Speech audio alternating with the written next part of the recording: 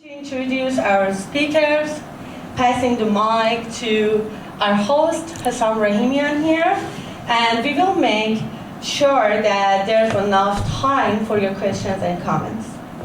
So today's panel is titled, The Islamic Republic and the People of Iran, 47 Years of Conflict, presented by the Iranian Students and Scholars Association at ASU. 47 years of conflict. It's not just a number. It is lifetimes. It is generations. It is a conversation that is long overdue. Let's get started. And by introducing our panelists. Robert Ferguson is a postdoctoral scholar and historian whose work focuses on American political economy and institutional power, bringing a sharp analytical lens to how political systems are built, who they serve, and how they survive. Emir Daniel Azimi is a PhD researcher in biological design engineering at ASU and president of the Iranian Students and Scholars Association. Having grown up in both Iran and Phoenix, he brings a deeply personal perspective to today's conversation. Farzan is an Iranian-American activist dedicated to raising awareness about human rights in Iran and amplifying the voices of Iranians who seek freedom and democratic change. And now I'd like to hand it over to Hassam Rahimian, who is going to be the host for today's panel. So here's your floor. Thank you. Good afternoon, everyone. Thank you.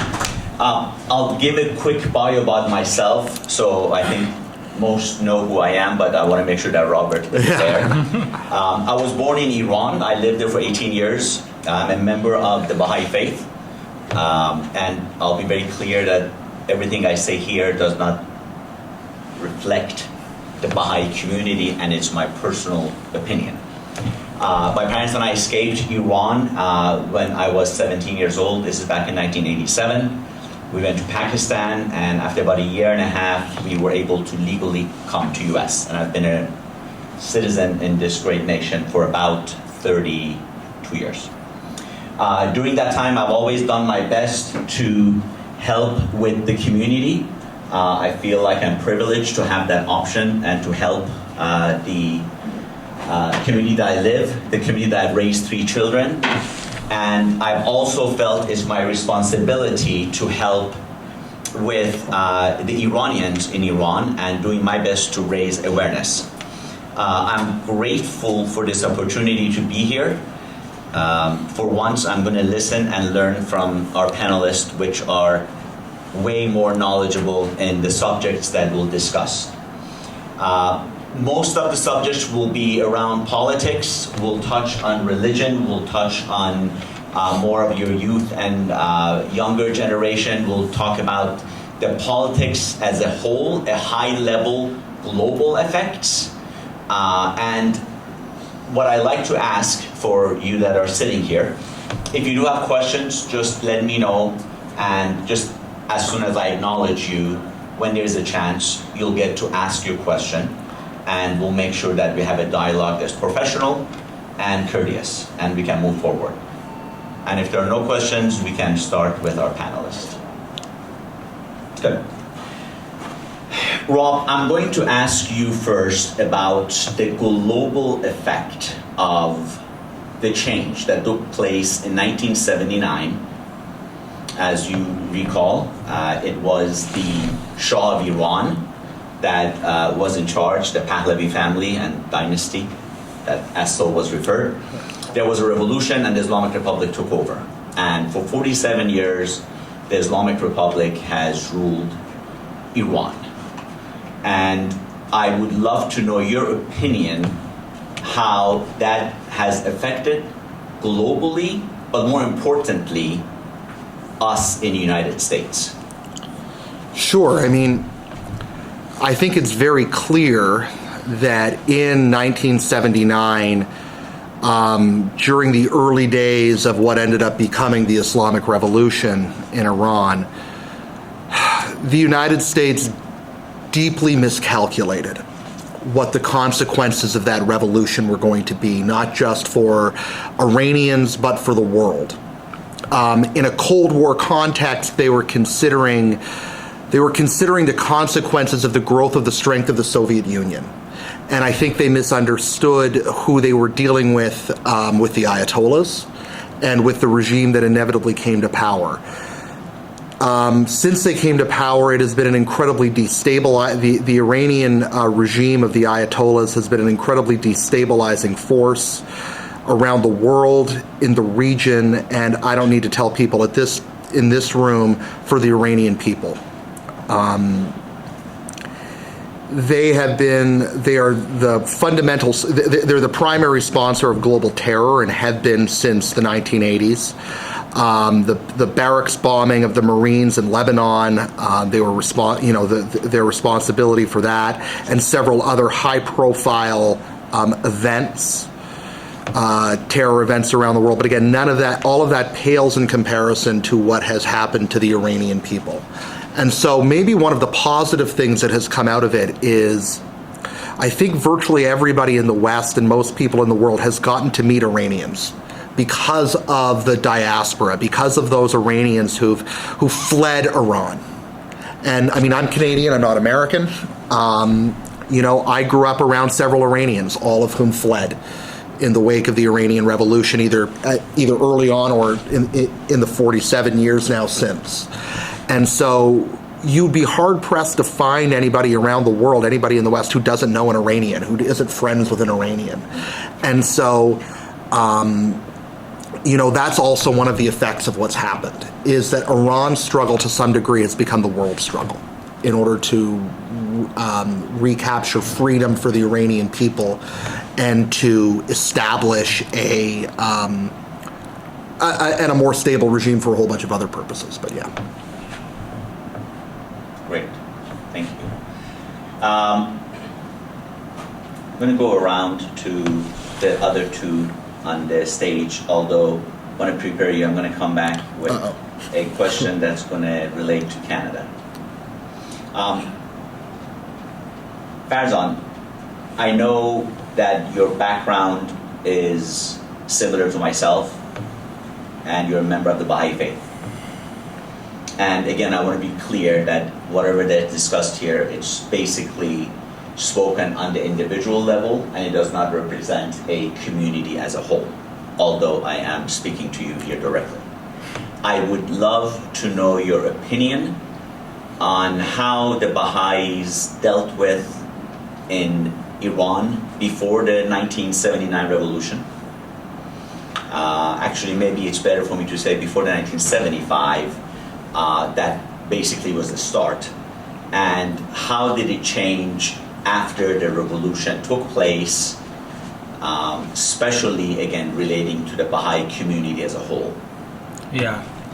So this is something that Islamic Republic constantly touch on it and try to convince everybody that Baha'is in Iran during the Shah, they had basically 100% freedom and they were running the country. So this is one of the conspiracy theories that, they were running the country and they were discriminating Muslims and things like that, which is not true. During the Shah, they built lots of mosques in Iran, and it was a Muslim country, and then Baha'is was still a minority. However, because of the Shah was very secular and democratic in respect to other religions, they had some level of autonomy. We have over, for example, over buildings and over shrines and things like that in Iran, and we were able to freely go and pray and things like that. Nobody would storm over houses and capture religious books and pictures and laptops and personal belongings like they do these days. So in a sense, they were free. However, after the Islamic Republic took the stage and came to power, they started discriminating the most vulnerable member of the communities, and they were Baha'is. Baha'is are the largest religious community, minorities in Iran, and they've been under the persecution since the inception of the Islamic revolution. I'm from Shiraz, and at the beginning of the revolution in Shiraz, there is this event that happened, and actually made a documentary out of that, and they started to burning Baha'i houses in several neighborhoods of Shiraz. One of the houses was my grandfather's, my mom's dad's house. They burned everything to the ground. The only crime was because they were Baha'is. I don't know how much of that is known to the American society and frankly to anyone outside Iran. I think you and I and Iranians can speak about it, and we've almost become numb, and I appreciate that you shared that, and these are things that frankly needs to be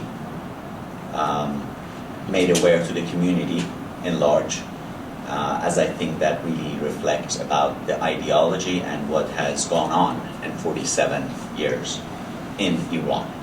Thank you. My friend Amir. I would love for you to tell us briefly about your background and how you came to US, and as a younger Iranian American, how has this change in this country treated you? How has it affected you at the academic level in ASU?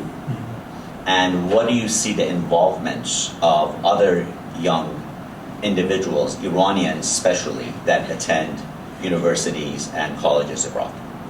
Sure. Thank you so much, Hassan John. Well, I immigrated to the U.S. when I was 9 years old. So essentially half of my life I was raised in Iran, and half of my life is in the U.S. And I can remember very clearly when I was going to elementary school in Iran, how they would force us to be anti-West always, even in elementary school and in preschool. We would go out into the yards and chant "Death to America, Death to Israel." As a child, we didn't know what that meant, so we just yelled it. And unfortunately, in Iran, the Islamic Republic is plaguing young people's minds with these propaganda to make sure that they can hold power onto their crumbling government. And when I immigrated to the United States, I remember clearly how different it was, how essentially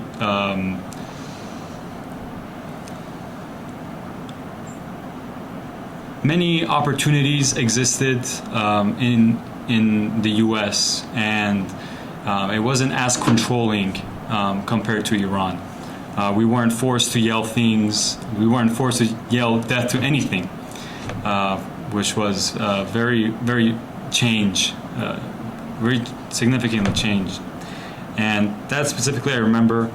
And again, the opportunity here in the United States is tremendous in terms of being able to which school you want to go to, the access to school, the access to information, which is another significant factor that I noticed, and I'd say that.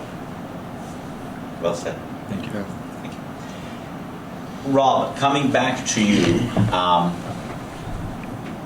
what are your thoughts on the relationship of the Islamic Republic? And I want to be clear to the few people that just joined us, and I think you're aware of this. There needs to be a very clear distinction between Iran and Islamic Republic. Mm-hmm. When we say Iran, we are speaking about the country and the Iranians before the revolution. Unfortunately, at least the way I look at it, the country was hijacked. I look at it as a criminal organization that took over a country, and they were in charge, and they had absolute dictatorship for 47 years. And often we refer to that as Islamic Republic or IRCG or many different ways. But I wanted to distinguish between Iran and Islamic Republic or IRCG.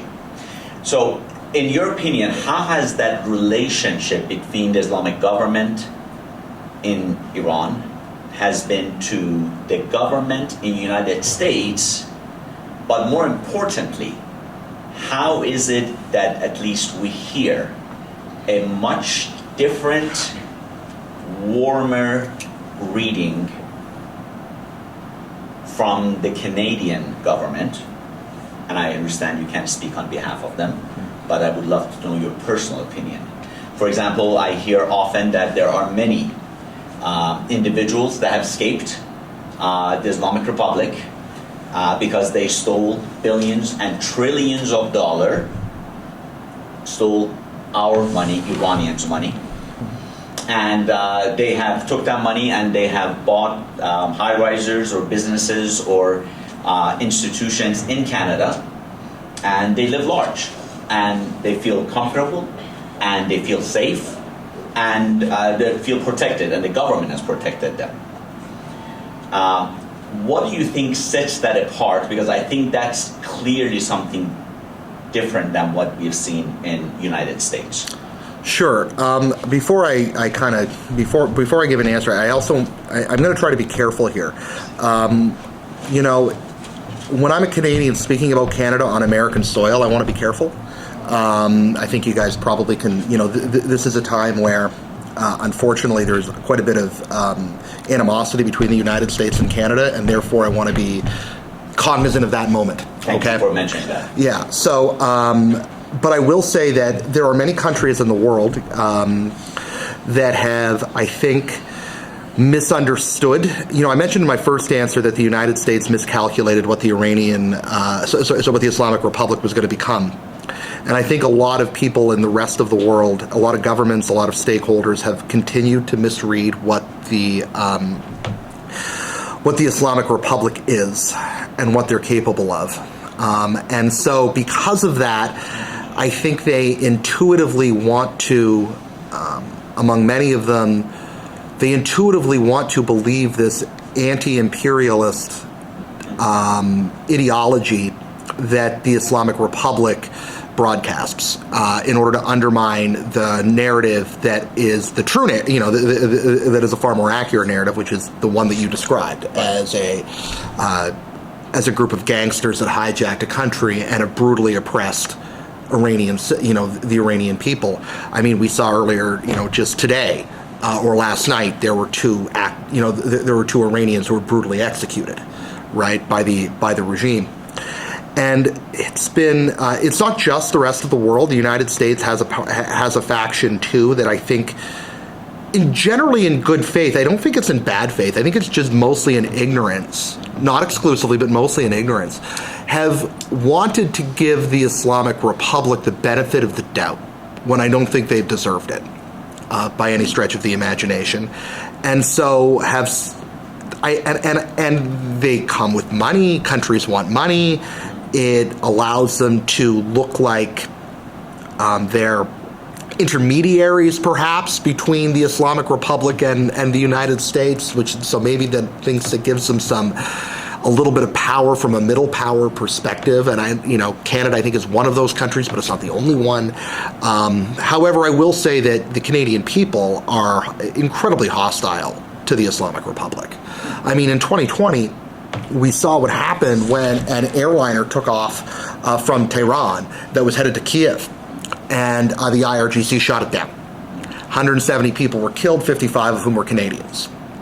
So Canadians are very well aware of the gangster nature of the Islamic Republic. Whether that necessarily gets through to all of the stakeholders at all levels of government is a different question. Thank you for setting this stage correctly, and that is absolutely valid. Thank you. Awesome. Farzan, Rob talked about the Islamic Republic, and some think that maybe they can improve what it is or make it better, or possibly, I think we call here negotiations, the mediations that has gone on. One can easily say that 47 years of that did not work.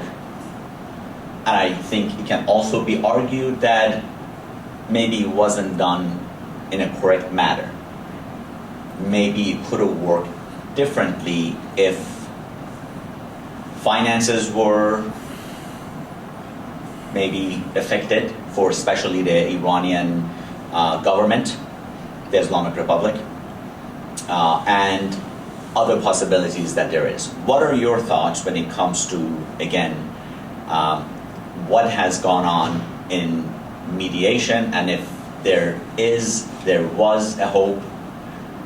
Otherwise, one can draw a conclusion that the only option was for United States and international community to get involved and to do what they recently did. Well, I think now, after 47 years and looking at what they have done, spreading terror to entire region, supplying all the terror proxies across the Middle East and into South America as well, trafficking drugs into South America, which was a program that were shut down back in, I think, 2021 under by Obama, or maybe before that. Don't quote me on the date. So there are a lot going on, and now after 47 years, we can look back and say, hey, well, you know what? These guys look like somebody that you cannot negotiate or talk to them or make a deal with them. I mean, they made a deal. JCPOA was a deal that was highly publicized. The president of Iran, Hassan Rouhani, at the time, he campaigned on it. He promised lots of good things to Iranian people. And a lot of people in Iran who didn't like the regime, they participated in the election in hope to have a better life. But that didn't happen. Here in the US, under President Obama, he also publicized that as a huge achievement that basically destroyed or postponed the nuclear program of the Islamic Republic for many years. After that, he sent $1.7 billion to the Islamic Republic as part of the deal. During Biden administration, Biden released another $6 billion to Iranians. And what did they do? The money, I mean, these are lots of monies, $1 billion. We're talking about $1 billion with capital B. These money could have changed a lot for Iranian people. However, the money ended up in the terror proxy groups. And we are seeing soon after this release of $6 billion, October 7 happened. So one could argue that October 7 was in a work for a long time. However, Iranians, they have lots of oil and gas, and they can always make money and supply those proxy groups. So, long story short, I think the Iranian people, and I want to just mention that one of the earliest protests that happened in Iran was Women's Day, actually. So the inception of the Islamic Republic was in February 1979. The next month, March 8th, the women in Tehran, they took it to the street and basically pushing back on the compulsory hijab. So that was the very first protest that the Iranian people did to protect for their rights. That didn't work because they cracked down on that protest heavily. So this is how they rule. They crack down on anybody who says something against their agenda. So looking at all of these, and we have green movement, people were again hoping that by participating in election and voting for somebody who promised lots of good things, they could make changes. That didn't work. JCPOA didn't work. And then we have Mahsa Amini 4 years ago. Then now we have the Lion and Sun revolution. So again, at some point you have to ask yourself, okay, when is this efforts is enough? How much people of Iran should do their best, and the international community, they listened to them under the JCPOA. It turned out they lied. So how can you trust a government like that? So again, I think no, we cannot trust or negotiate with the government who lies. I like that. Thank you. Amir, since you're the younger person on this stage, what are your thoughts on social media and digital communication? And in your opinion, especially in particular with Iranians that are living inside Iran, how has it helped the government to stay in power? And how would you think it has helped, hopefully, ending this 47-year battle?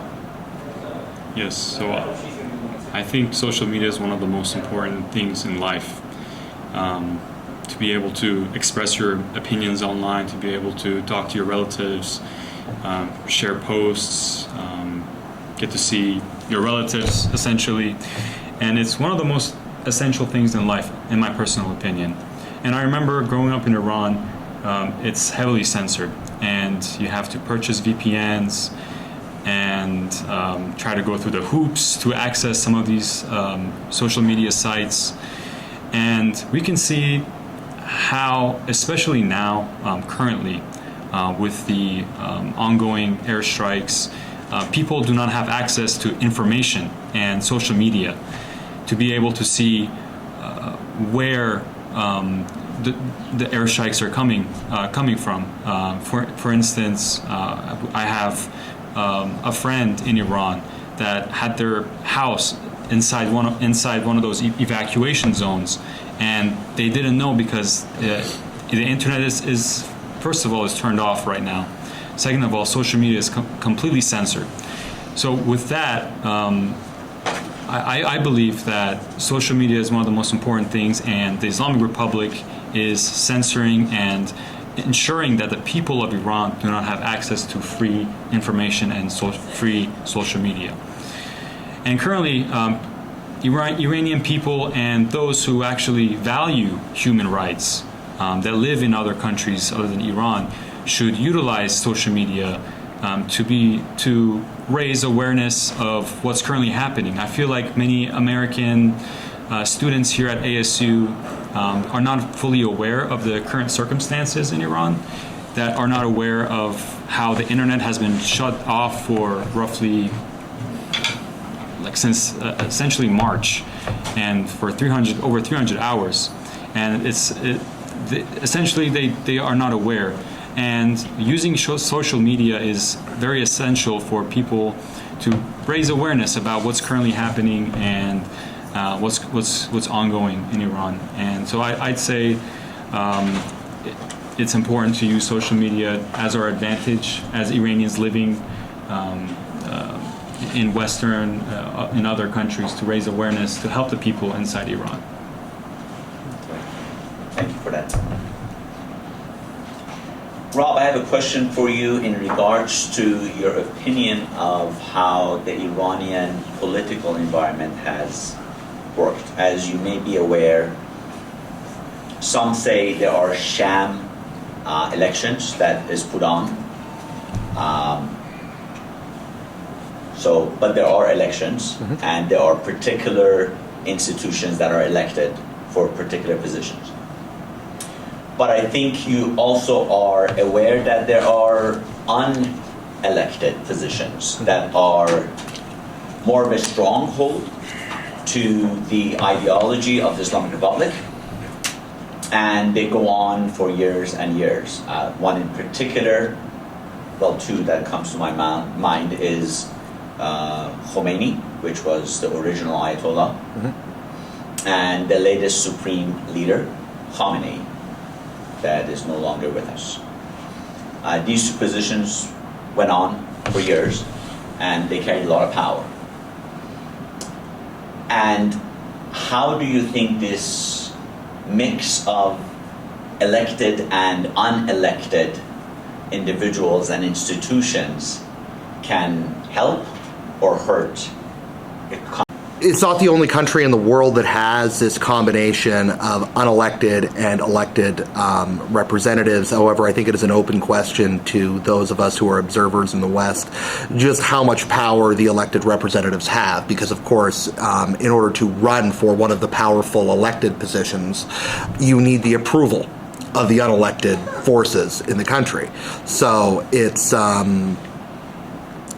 like it's it's obviously not like it's a full democracy, or it's not like you get the full spectrum of people who are able to run for those positions. They have to be screened ahead of time, and screened in such a fashion that they're going to actually, of course, participate in the politics of the regime.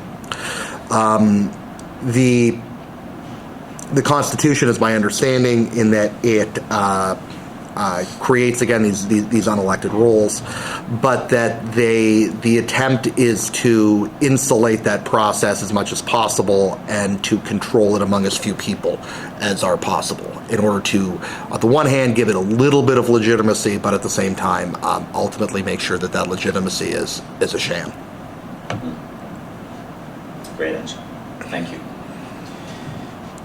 Farzan, as we all know, about 3 months ago, United States and Israel decided to take, I would call it a surgical attack to the sensitive and government and Islamic Republic government buildings and strongholds and nuclear sites and many other sites. What are your thoughts in how the Iranians inside Iran are feeling about what's going on? Obviously, we like it with the hope that there is very little innocent life lost, but we also are living in luxury and the comfort of our home and life and security that we have. I know that you have relatives in Iran. I know you have friends in Iran. And I would appreciate if you could share with us the gist of how the Iranians take what's going on, and maybe share with us the majority and also the minority. Because the reality is, I think I read there was a percentage, and don't quote me on this, but I believe about 15% of Iran currently supports the current regime. Mm-hmm. So I would like to know also your thoughts on that, and I'm sure that they're not for what's going on, but I would like to know on a larger scale the rest of the Iranians and how they're taking so-called attacks. Mm-hmm. Well, you mentioned that we are happy. I just want to clarify that we don't like war. Nobody likes war. I think the only people or people in the world that like wars, they're like the ones who sells missiles and ammunition and things like that. Obviously, I'm none of those, so I'm not making benefit off of war, so it doesn't make me happy. Second, I was born at the beginning of Iran and Iraq war. All my childhood was spent during the war. I clearly remember at the time we were living in a city that we have the oil refineries, and it was a target for Iraqis. I remember one day I was in kindergarten and the sirens started going off, and the teacher was trying to get us to shelter. And this Iraqi fighter jet was flying so low over the schoolyard. And I was a kid, I was in kindergarten. I was so excited to see a fighter jet. I jumped in the middle of the yard and just pointing at the fighter jet. And yeah, I got my ass kicked by the principal and then my dad.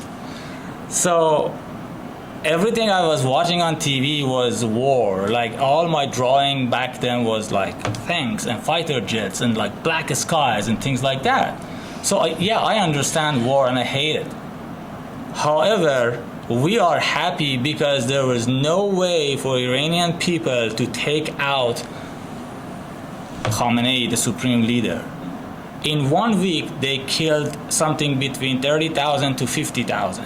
There are videos online, and you can search it. There are body bags on top of body bags on top of body bags.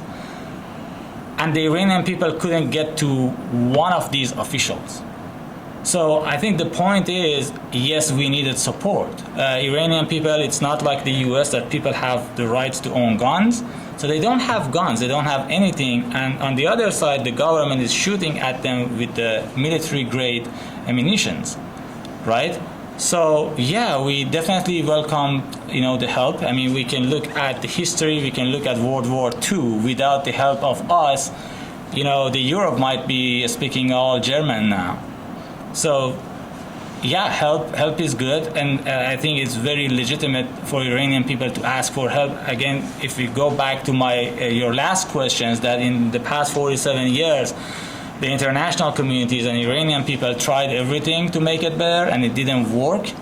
And now they're they're killing Americans. They're supplying drones to Russia, and they're using that in Ukraine war to killing Ukrainians, and by proxy killing EU citizens. I remember back when the Ukraine war started, like many people in the US, they were happy about US and encouraging US to support Ukraine. And I think that was the right move. I think because of the Iraq and Afghanistan experience, people in the US, they have the PTSD about the war in the Middle East. However, the situation is different. Like, we took out Saddam without having any replacement in mind. And the other thing is, Iran is playing a big part in Iraq and fighting US with the proxies in Iraq. That's one of the destabilizing factor in Iraq. However, in Iran, unlike Iraq, unlike Libya, unlike Afghanistan, we clearly have a leader that people in Iran, outside and inside, are calling for him. So, just to summarize that, we need help from the international community, and we are receiving that in terms of air support. So, we are hoping this weekend the regime, and then the people can come out and took over the governmental buildings and TV stations and things like that, and that eventually results in the fully collapsing of the regime. And then the Crown Prince Reza Pahlavi, who is the leader and the leader for the transition period, and he clearly stated that, take it from there, and then we have the free and fair election for the future of Iran. Great answer. Great answer. Rob, I have a question that's going to be more about how the politics in the United States has really managed to express and raise awareness to the public and the involvement of media. As you know, media is crucial, and I think it's fair to say that most people get their opinion of the politics based on either Fox News or CNN. If you support the left, you're watching CNN, and if you support the right, you watch Fox News. And if you mix them together, maybe you get some half-truth. How much of media's role affects the politics, and why would you guess that more of our media leans to left? If we want to start with that, let me start with that question, and then I'll kind of go back. The reason that media tends to skew left, a couple of reasons for it that are. One is that most of as we've seen this kind of nationalization of media and consolidation of media and that kind of thing, has tended to consolidate in major media markets in urban areas where people just tend to be more left-wing. I mean, so that's the milieu that people are just going to walk in, kind of be a more left-wing milieu. And the other aspect of that is that most people who are going to college that are right-wing are not eager to become journalists. They're either to become lawyers, businessmen, that kind of thing, right? Whereas a lot of left-wing people go to college wanting to become journalists. So unsurprisingly, the people that go to journalism schools tend to be more left-wing, and they're the ones that tend to get hired. So you get this more left-wing bent in media. It's not like some giant conspiracy necessarily, although, maybe there's aspects of that. I don't think that's necessarily the truth. I think it's just personal preferences and that kind of thing.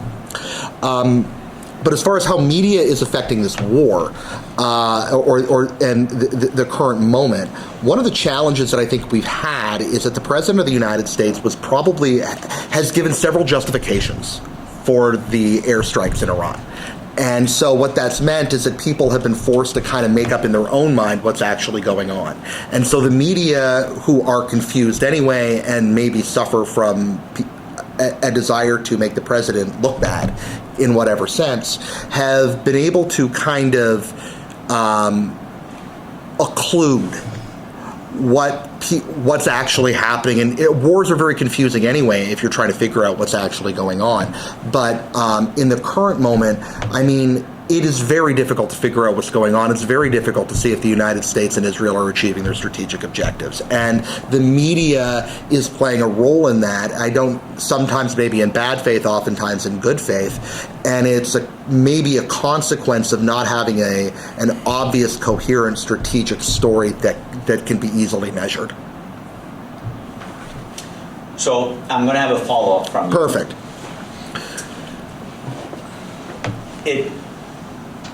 I agree with you that the media possibly is not being aware of what they're doing, and they're making the president look bad.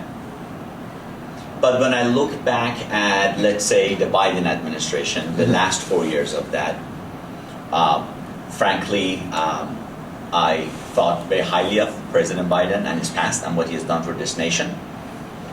And I was not very pleased with where he was just because of his age. It was obvious. And it was amazing when I would watch the news and I would see day after day reporters and the press will literally give a green light to the presidency. Never a hard question. Never put the administration on the stage. Never address anything that matters, for the most part. I think it's unfair if I say not at all, but I would say the majority of the questions were just, frankly, disappointment for people that truly take journalism to heart. And then we look at the last, year and a half administration of President Trump. And I can't help to believe it's not a desire. It's almost like a mandate that we must disagree and make this president, which unfortunately will have a negative effect on the country and globally, but let's make him look bad with our questions, with us staying on top of every little thing and making it a bigger deal, and to never ever give him an easy pass. Sure.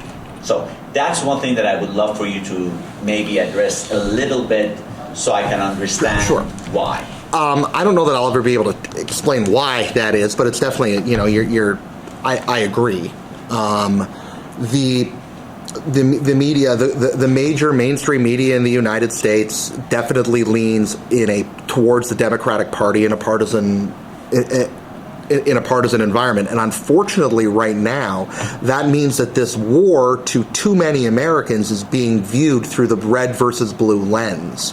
And this is something that is unfortunate in American foreign policy and the world right now, is that everything has to be viewed between the red or blue lens. And the existential conflict seems to be between red and blue, and not between the forces of decency and the forces of virtue and the forces of evil. And the Islamic Republic is obviously a force of evil. And so, unfortunately, from the desire among too many journalists and too many media stakeholders is they think that they're running interference for the Democratic Party, and they believe that that is a part of their overall that's part of their overall goal. That's that should be part of the agenda. There's lots of reasons for that. I mentioned a couple of them earlier that I think are in good faith. One that might be in bad faith is they get a lot of their talking points from Media Matters, which is a major basically media arm of the Democratic Party. And so a lot of the time people are getting their talking points and the questions that they're supposed to be asking of figures through Media Matters. Even if they don't even know they're getting it from Media Matters, it gets filtered through different organizations. And, journalists they're people doing a job. They're going to do the easiest thing which is possible. Oh, look, here's a narrative that's confronting me today. I'm going to go do that because that's an easier way for me to do my job. But the real tragedy to that is that it's created an environment where everything has to be viewed between either how does this affect the partisan environment in the United States? And frankly, the partisan environment of the United States is important for Americans, but it shouldn't matter to the rest of the world. And Iranians and people around the world shouldn't be caught in the crossfire of our silly little partisan squabbles. Great answer. Thank you. Amir, this is going to be a difficult question, and I'm going to put you on the spot because it's something that I've always wondered as a someone that myself, I was not in a Muslim family. I was a Baha'i, a minority in Iran. And it's easy for me to have a hatred for the religion of Islam. But I also know better and hope that this is not Islam. What has happened in the 47 years, it is a extremist, fundamentalist, and more of, frankly, a group of people that have taken advantage of the religion and took that to their benefit to rule a nation. I want to know what are your thoughts when it comes to the religion, where Islam is in Iran. One of the things that was very interesting for me is, as most of us know, majority of Iran are Shia, very little Sunnis. It's a minority, which is a different part of Islam. But worldwide, the Shia is more of a minority. But in Iran, the Shias have, the Muslims, Shia, has definitely the stronghold of Islam in Iran, even compared to Sunnis. And how does that translate to people outside Iran, even somebody like me that sort of know, but it's very easy to confuse the acts of government in the name of Islam with their religion. And the confusion for me comes, it's such a large, vast group that carry and follow one common denominator, and that's Islam. So what are your thoughts on how do you think that affects Islam and the future of Islam in Iran and worldwide? Well, from that I can say that, of course, the Islamic Republic, I would say there are Islamic extremists. I don't think it abides by Islam, and I can't really speak on Islam because I'm not very educated in that religion. But from a perspective of a ASU student and someone who is trying to help the Iranian Student Association, we respect all religions, and we have many friends we have many Muslim friends, Jewish friends, we have many Christian friends, and I would say that the problem is the Islamic Republic, which are those Islam extremists, and when it gets to that point, it has always led to tyranny, repression against its own people, repression against other people, And I would say the problem here is the extremist Islamic extremists in Iran. I think Farzan wants to have a follow-up. No, I just want to add on top of what you said is, if you look at the history, there is a reason we have the separation of church and state in this country. We want to avoid the tyranny and everything that is happening, in Iran and in the Middle East. In the Middle East, it's not just specific to Iran. All the countries in the Middle East, they have the religion mixed up with the politics. And if we go back, when we had like the Christianity mixed up with the government, that was, we can see lots of tyranny, we can see lots of oppressions and discriminations and things like that. So every time we have a religion mixed with politics, that's a bad thing to happen. That's the recipe for disaster. So the hope is that in the future in Iran we have the same separation and church and state in Iran.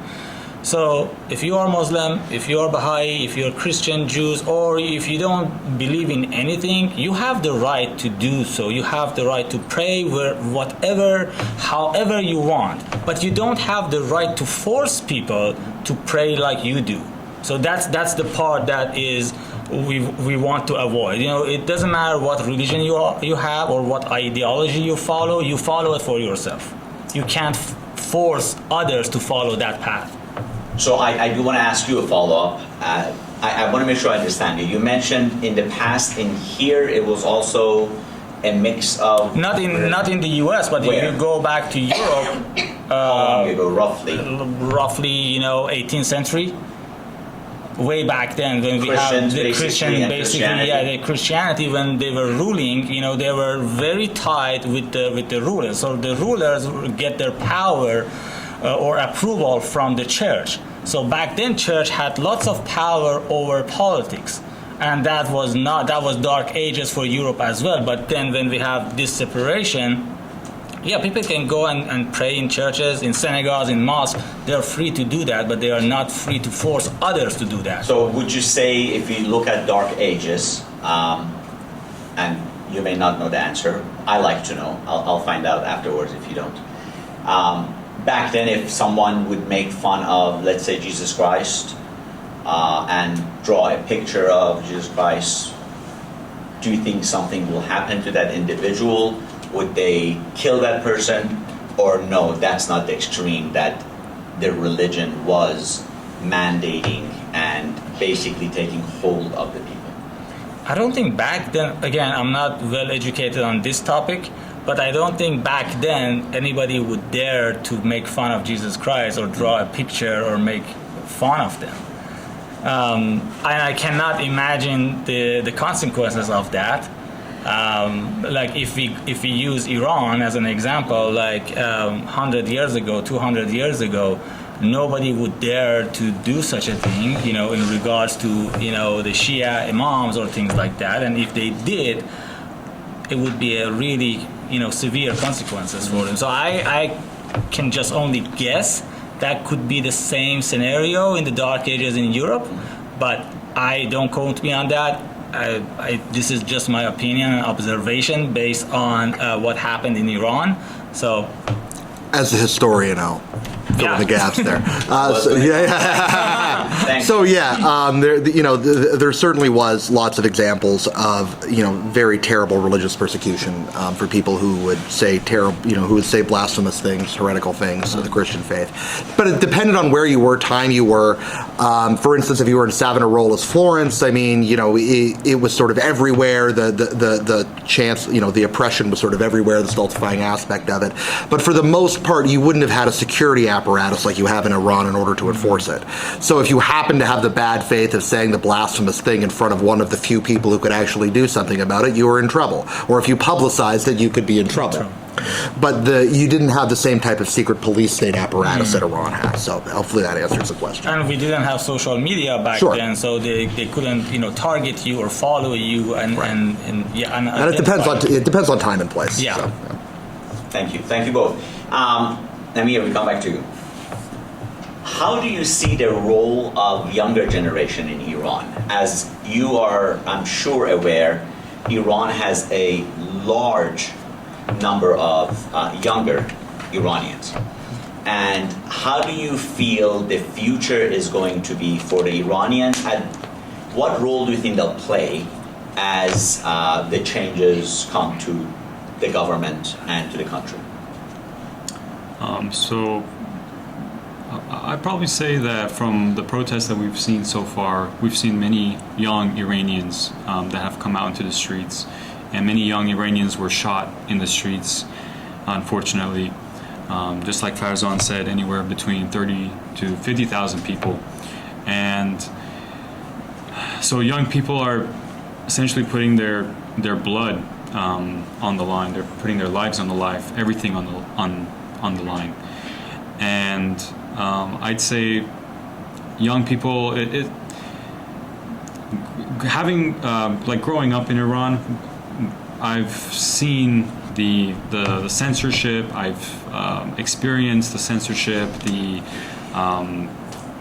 First Amendment violations. I've seen it as I was growing up, and that kind of puts you in a point where, similar of how you put a beach ball underneath the water by force. And they've been doing that for 47 years, and young people have been extremely outraged and by how they're living in Iran and how other people are living outside of Iran. So they can clearly see the difference, and young people are essentially sacrificing and putting their lives on the line. So yeah, I'd say that young people are the dominant driving force of these the protests that are occurring. And the future, after a change is made?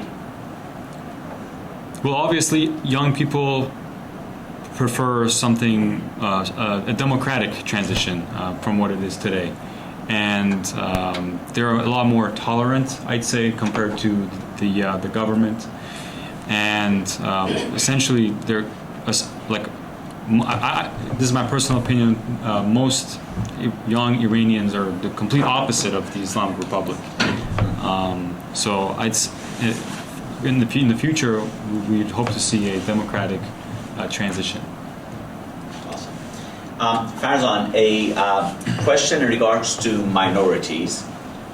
How come in Iran the Baha'is were, I think one could say, singled out compared to other minorities like Christianity or Judaism? Why do you think that is, and what was the particular threat that the Baha'is brought to the Islamic regime? So, first of all, I think the most important one that gives the legal reason to the government to do that is that in the Iran's constitution, they mentioned like the religion that was honored or mentioned in the constitution is Islam, both Shia and Sunnis, Christianity, Judaism, and Zoroastrian. So there is no name of Baha'is. So that gives the legal pathway basically to the government to persecute them and put them in jail. The reason, the religious reason for that is that in Islam, in Shia, they believe that Muhammad was the last prophet. Baha'i faith says no, it was not the last prophet, and the Baha'i faith, the prophet of the Baha'i faith is now the new prophet, and there will be a prophet after that. So that's basically the religious reason behind this government being singling out the Baha'is. So there are legal reasons, religious belief reasons as well. And then the other reason is that since the inception of the Islamic Republic, Baha'is were accused of being a spy for Israel. So the reason is that the holy shrines of Baha'is are in Israel. And now you may say, okay, so why they are in Israel? If we go back in history 65, 75, 70 years ago, this goes back before the inception of the Israel as a state. So I don't want to lecture you on the long history of that, but basically the government of Iran, who was the the Muslim king at the time, they sent the Baha'is and the Prophet to exile to Turkey, which was ruled under the Islamic government again. And they sent them from first to Iraq, then to Turkey, and from different cities, and they ended up in the city of Akka. They would send them to exile, and they sent the Baha'is to that city, and the Prophet died there, and they buried him there, and then comes the World War, and establishing the state of Israel. Well, he died there, we built the shrine, and then the Israel started, so what should we do? So this is a very stupid accusation. Like if you accuse all the Christians to be a spy for Vatican, because the holy place is in Vatican, so all the Christians or the Catholics are spies for Vatican, or all the Muslims are spies for Saudis because the holy place is in Mecca, is in Saudi. So it's a very dumb accusation, and the Islamic Republic, after 47 years, they could not show anybody one single paper to prove their point, to prove this accusation. It's just talking. So these are three reasons that the Baha'is are always singled out and were attacked since the inception of the Islamic Republic. Thank you. I do have a quick question for you, Rob, and I promise last one. Is there hope for Iran to have diplomatic relations with United States and Israel after change in the government, if there is a change in government? Oh, absolutely. I think that both the United States and Israel and every Western nation and most nations on the earth, not just Western nations, are eager for that day, no matter where they sit at this political moment. You're seeing it in the Gulf states even. No love lost for the Iranian regime, even if they're maybe being studious about how they project their opinions on this. They're not. Everybody wants to see this regime fall, or not everybody, but most governments, most capitals in the world want to see this regime fall, and are eager to work with whoever comes next. Maybe Beijing and Moscow don't want to see the regime fall, but other than those two places and a few other governments that are tied in with their network, virtually everybody else wants to see this regime fall, and I think will be eager to establish prosperous, positive diplomatic relations with a government that actually fairly represents the Iranian people.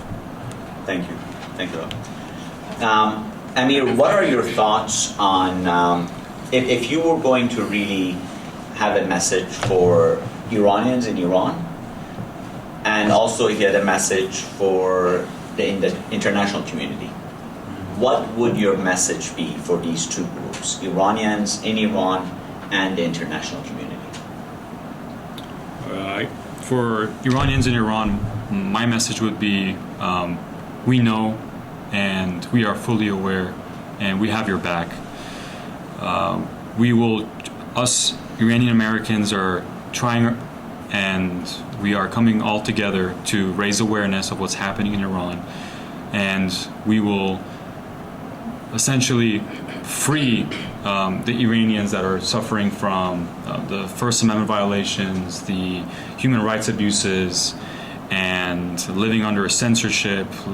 And we have your back. We are raising awareness and spreading the word. And for the international community, I think one of the most important factors here is education. I feel like we had some students here at ASU doing a protest that was quote-unquote anti-war protest, and we attended, and we essentially spread the word of the government of Iran is not your traditional government that you can think of. It's a government that has oppressed its own people for 47 years. And they were very shocked that, wait, Iranians are happy that this is happening? And it was a very excellent dialogue. And I think that the international community and someone that is not holding on to politics will understand because unfortunately it's been very politicized. And as an organization here at ASU, we are trying our best to highlight the human rights the abuses that are going on, and how we should not politicize this, because this has been going on for 47 years. This has affected Americans. This has affected Iranians for 47 years. And hopefully this year would be the change. This month or next month, hopefully soon, we'd see some change. Thank you, Amir. And before I forget, I do want to let you know that I appreciate what you have done for the club. I believe it's called Iranian Students and Scholars Association. The efforts that your team has put into raising awareness and doing a wonderful job being part of the community. We do appreciate that. And thank you from the bottom of my heart. Oh, thank you so much. It's not just me. It's a whole team of people. It's the board members. It is the volunteers that are putting their time and efforts into this. And again, most of our awareness events are not funded. It is the community coming together, the Iranian community coming together. And it is such a wonderful thing to see that how Iranians worldwide, how Iranians in our community have unified under this cause. Well, please pass my gratitude to the board. Thank you. Farzan, I'd like to ask you the same question I asked Amir. What would be your message to the Iranians in Iran and your message to the international community? I mean, same as Amir said. I receive messages when they have internet, or when they could jump through lots of hoops and through the VPN and whatnot. When I receive messages, they're like, keep going. We are, yes, war is scary, bombs are scary, but IRGC and Islamic Republic are scarier. And they killed lots of us. We just hope that they could, these airstrikes could give us this opportunity to take our country back. So I get these messages from inside Iran, and they watch us. They watch the protest that we had. Like it was one of the huge one in LA that we went there. Another really big one in Toronto, in Canada, we had a month ago. In Germany, in London, in Australia. So they are watching those, and they are very hopeful. And this is our obligation. This is what we can do. The only thing we can do. You mentioned at the beginning of this that we live in a luxury. We have the freedom. We can just come here to this room, sit and talk, and we are free. Nobody's bothering us. There is no security forces raiding this building and arrest us because we said something that they didn't like. So that's the luxury we have, and I want nothing but this luxury for my people in Iran. Well said. Well said. And how about the community as a whole, the international community? I think the international community would benefit from the Iranians. You just look at the tech in Bay Area, the tech companies in Bay Area. Most of them were fueled by Iranians and run by Iranians. Imagine there are 90 million people in Iran, and they were kept in a cage. For the lack of the better word, they were kept in a cage, and when they were free, there are lots of innovation. There are lots of great things that will come out, and I think the whole world would see lots of benefits out of that. Thank you, Rob. You get the last say. Your wish for the Iranians and your wish for the international community, if you had that say. Sure. For the people in Iran, and to echo what's been said before, but I've never lived in anything but a free speech environment. I've never lived outside of a place that isn't pluralistic. Even though I've lived in two countries, they've both been pluralistic, and I've had the liberal rights and freedoms, and it's easy to take it for granted. And I've never had to worry about going out on the street. I've never had to worry about, my life has never felt like it's in danger. And it's easy to take that for granted. And I am so eager for the people who live under the jackboot of the IRGC and the Islamic Republic to be able to enjoy those freedoms, because I know that's a society that's going to be created for the international community.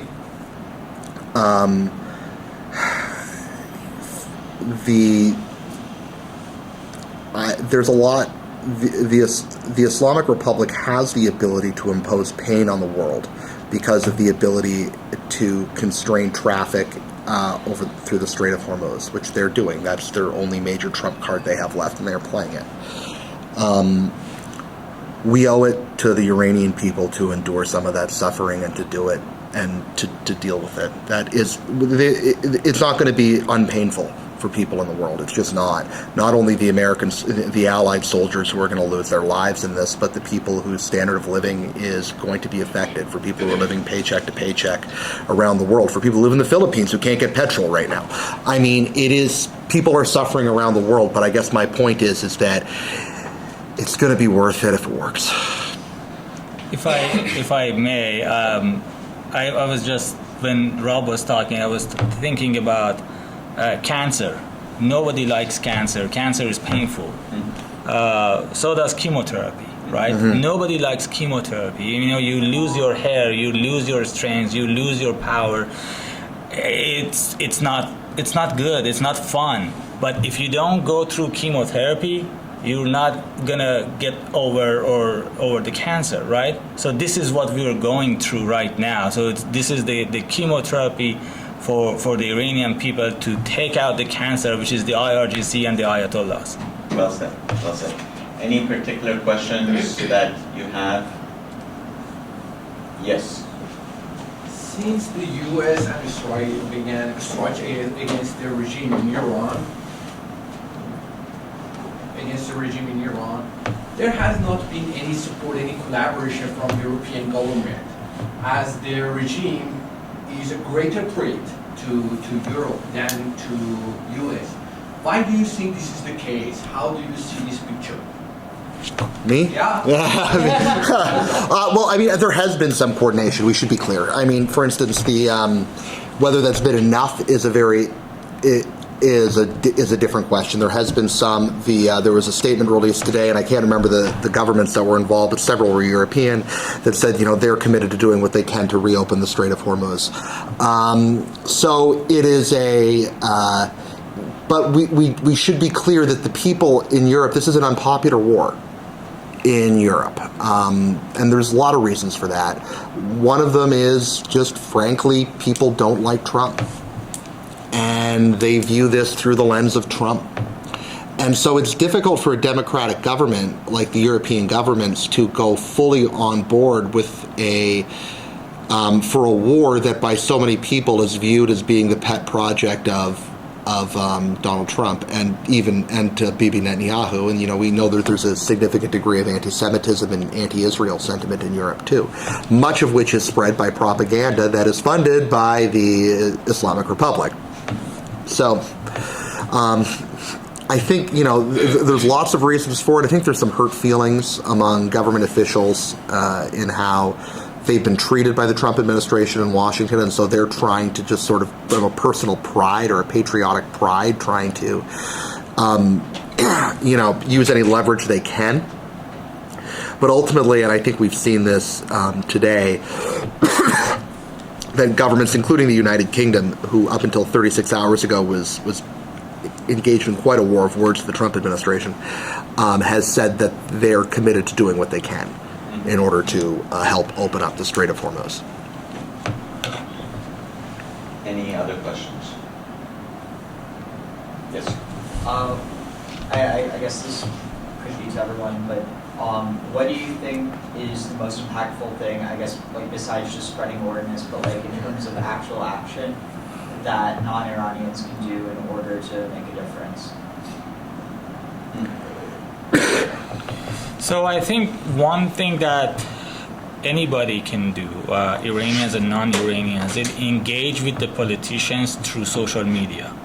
As Amir mentioned, social media is very powerful in this day and age, and they listen to you and us, and if so many people, starts asking the same thing, they have to listen. Some of them are, for example, if they're in a district that there are lots of Iranians or lots of people asking them to do something, and there's an election coming up, they have to, do something. They have to say something, because at the end of the day, they need your vote.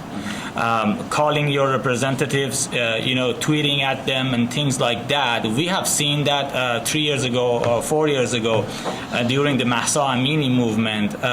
We were engaged in that. We called lots of representatives, and that resulted in lots of really good actions from the U.S. Congress, from the U.S. government. So I think this is our power. This is your power as a citizen and as a constituent, to call your representative and ask them to do the right thing. Thanks. Anybody else like to add in the panel? I do. Oh, yeah. Go ahead. You're talking about discrimination and gender apartheid as well is a part of our problem with Islamic Republic. I want to build off Farzans are not about Baha'is. And as I said, I'm committed to original stories beneath the institutional ones. As a little girl, when I was growing up, I was a warm book, and I was always reading magazines and newspapers. I can remember one day I saw a picture on the newspaper with a girl with her legs being sewed, and apparently she was killed afterwards. And it was distributed to Baha'is. I've never known what was Baha'i, who was Baha'i. I had no idea. So, and ever since, I used to be afraid of Baha'is without knowing how do they look. I mean, who are they? Are they people? Are they militant people? I had no idea.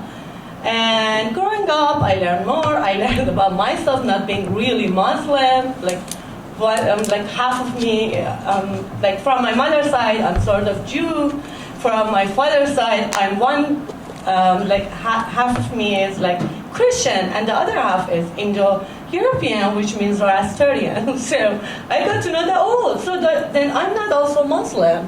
It was for the very first time that I noticed about my own identity. And later on, it was 3 years ago, during Women Life Freedom, we had a doctor named Dr. Aida Rostami, who was helping the victims of the IRGC and besieged forces getting shot by them and going to the hospital. She was a doctor committed to her own job and trying to help them.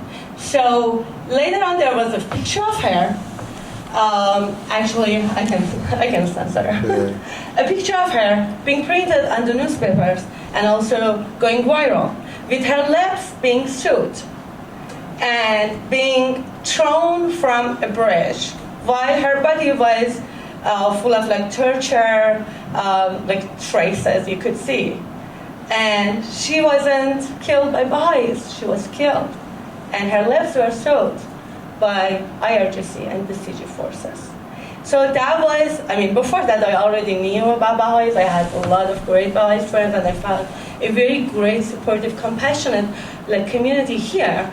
But that was the big game changer for me, for myself, for a little kid inside me being afraid of Baha'is without knowing who was the real enemy out there, doing that to girls especially. So any other stories from the women here? And I'm sure you have a lot of them. All of us, we experience different stories in our life. Sorry, I want to pass the mic to you. I can talk. Okay, yes. sure. Okay. I remember I used to ride a bicycle, and every couple of years my father was upgrading my bicycle. And when I turned to 18, he got a very beautiful red kind of full gears and new bicycle for me. I was able to riding it for a couple times. For the third times, the police pulled over me. I don't know, can we say pulled over?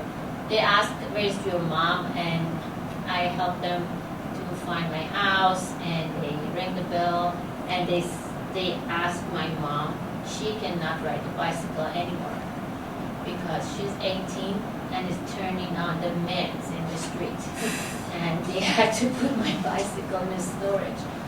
And it was kind of like the biggest trauma in my life because I couldn't understand why and what that means, and my parents couldn't explain more.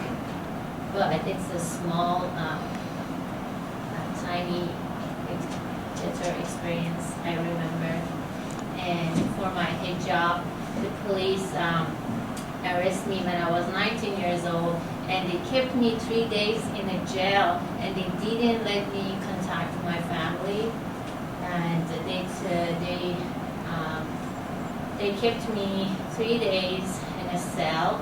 After that, they sent me to the court, and we had to pay a lot of money to the judge under the table to let me skip the weapons and all those punishments for the hijabs. And each woman in this room and out there, inside the Iran or outside, we have a lot of stories. We can write a book. Each of us, we can have our own book about how we got tortured, emotionally abused under that dictatorship and regime.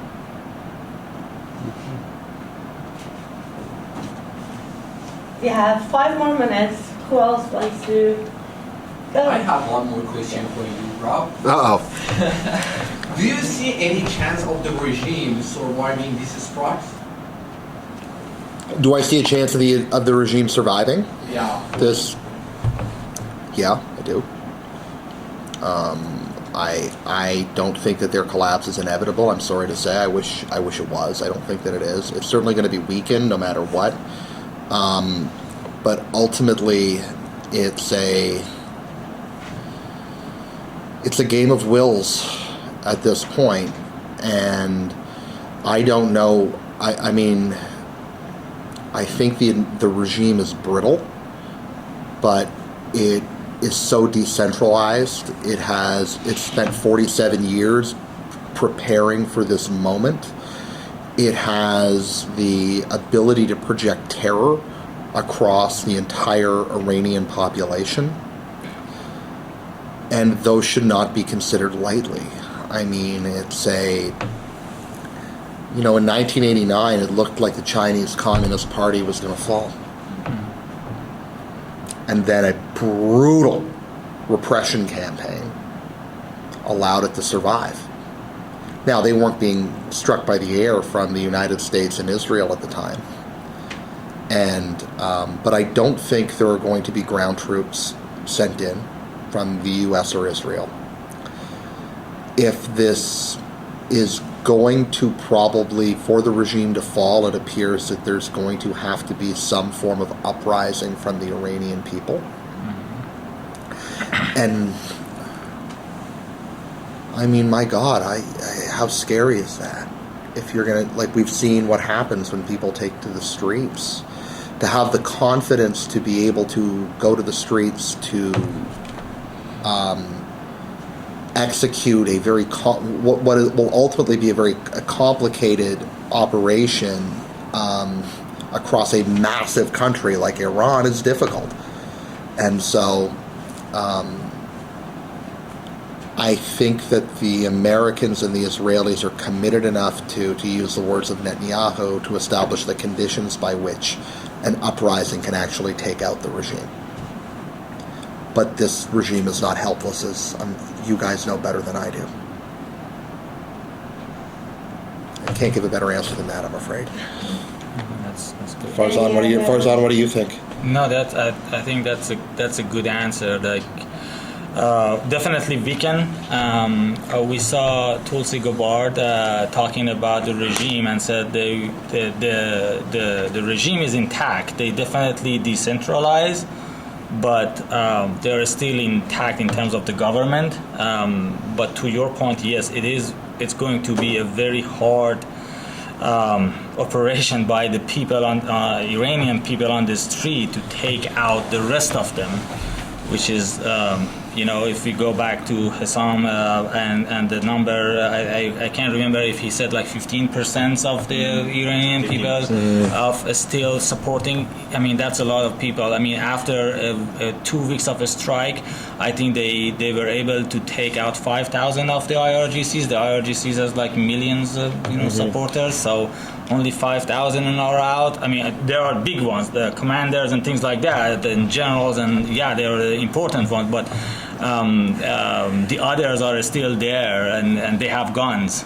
Keep in mind that they have guns, and so it's going to be hard, but I think the Iranian people have the will to execute that. I think they do too. I think what I do think, though, optimistically, all it's going to take is there's going to be a moment.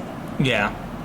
There's going to be a moment, and that could be an IRGC unit or a Basij unit defecting.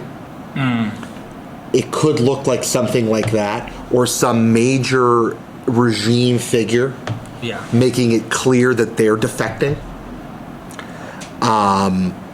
Or surrendering to the... Or surrendering, something like that. Yeah. We haven't, obviously that moment hasn't occurred yet, but I do think that once that happens, it's going to collapse quickly. Yeah, it's going to be like a dominoes. But it's getting to that moment. 100%. You're Hopefully. Hopefully. Yeah. Any other final notes or questions? No?